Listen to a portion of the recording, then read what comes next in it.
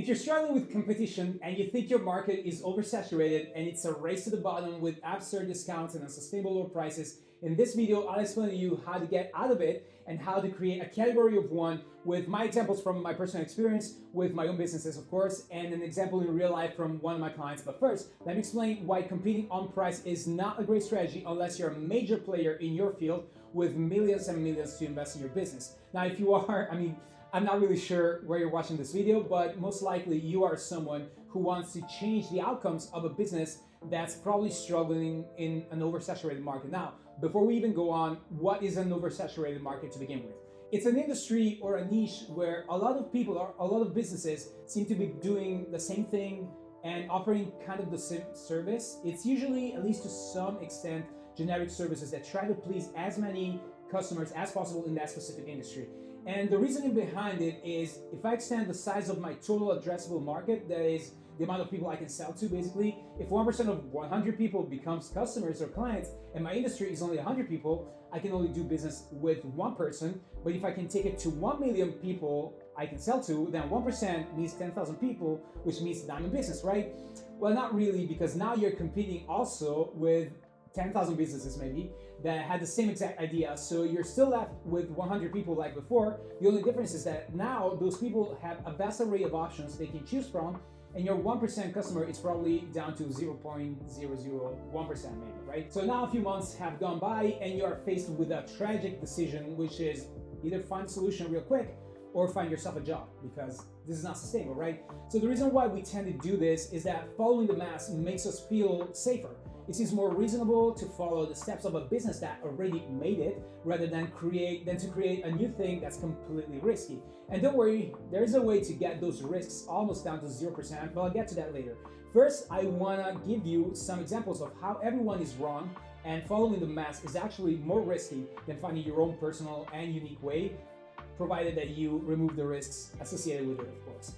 And let me prove it to you with some great examples. In the 70s, the widespread opinion, now it might sound silly now, but the widespread opinion was that having a computer at home was nonsensical, that it would never happen for most people, only for fancy elite individuals. In 1977, Ken Olsen, the founder of Digital Equipment Corporation, said that there was no reason anyone would want a computer at home, and everyone believed that, except for a few crazies who went on and worked on the personal computer.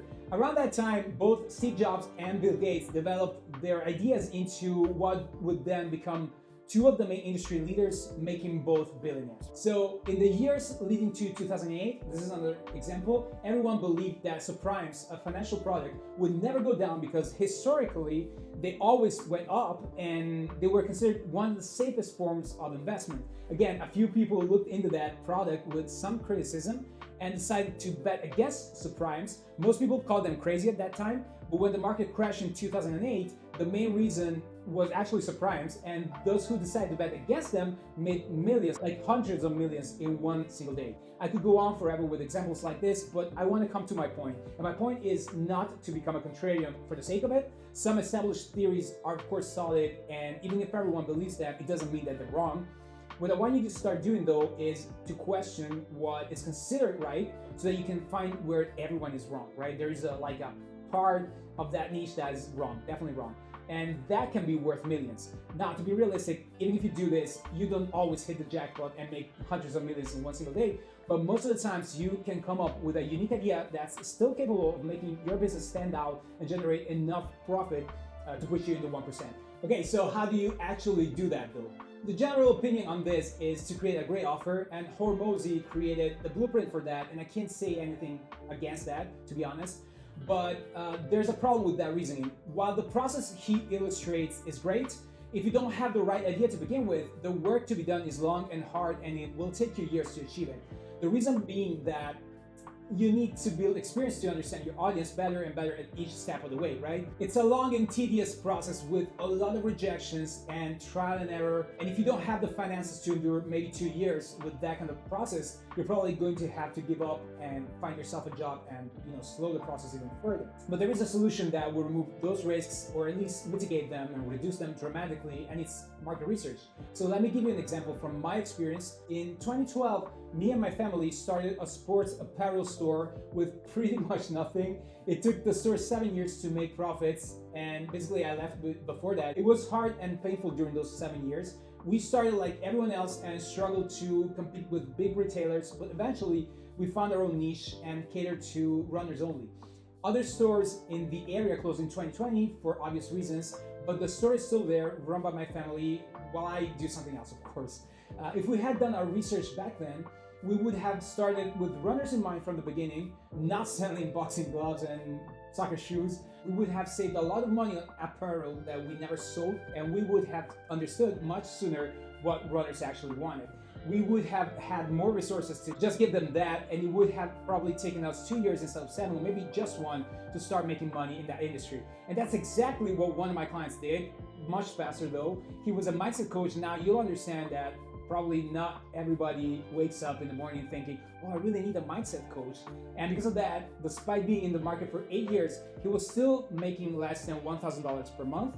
And he did some market research and realized that he could help violinists get over their stage fright within days, and as a consequence, they'd be able to get jobs and gigs that basically they were not able to access before, which meant going from broke to making a living as a musician. He made $1,500 in just 9 days, which was more than double what he was making before in an entire month of work in his practice. So how do you actually do this? Well, the most important part of this process is direct communication with your audience. You want to ask them questions, and you want to understand what's really important for them, and you want to question what everyone else is offering them and try to sell them. So what is everyone else missing, right? Ask your tribe, don't try to guess it, speak to them, offer them the best solution you can, and record their success. This is a much quicker route to success than throwing spaghetti at a wall for 2 years to see what sticks. And by the way, spaghetti are meant to be eaten. I'm Italian, so I know.